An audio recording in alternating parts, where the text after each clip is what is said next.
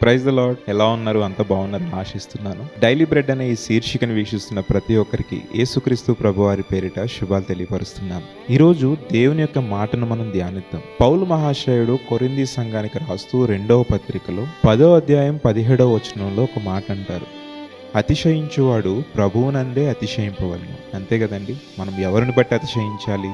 ప్రభువును బట్టి అతిశయించాలి. ఈరోజు చాలా మంది లోకంలో ఏంటంటే తనకు కలిగిన వాటి నుండి అతిశయపడుతుంటారు. తనకున్న ఆస్తిని బట్టి కావచ్చు, అందమును బట్టి కావచ్చు, తనకున్న ఇల్లును బట్టి కావచ్చు, తనకున్న కారుని బట్టి కావచ్చు, తనకున్న పొజిషన్ బట్టి కావచ్చు, తనకున్న పదవిని బట్టి కావచ్చు, అధికారమును బట్టి కావచ్చు, ఇలా తనకు లోకంలో ఉన్న లోకానుసారమైన వాటిని బట్టి అతిశయిస్తూ ఉంటారు. అని దేవుని బిడ్డలుగా మనం దేవుని బట్టి అతిశయించాలి. అది మనకు ధన్యకరం, దేవునికి మహిమకరం. మనము దేవునికి మహిమకరముగా జీవిస్తేనే దేవుడు పరలోకంలో నుండి మనల్ని బట్టి ఆనందిస్తాడు. మన అతిశయాస్పదం దేవుడై ఉండాలి తప్ప మరి ఇంకేమీ కాకూడదు. ఈరోజు ఒకవేళ నీకున్న దాన్ని బట్టి నువ్వు అతిశయిస్తున్నావేమో, ఈరోజు నీ జీవిత విధానాన్ని మార్చుకో.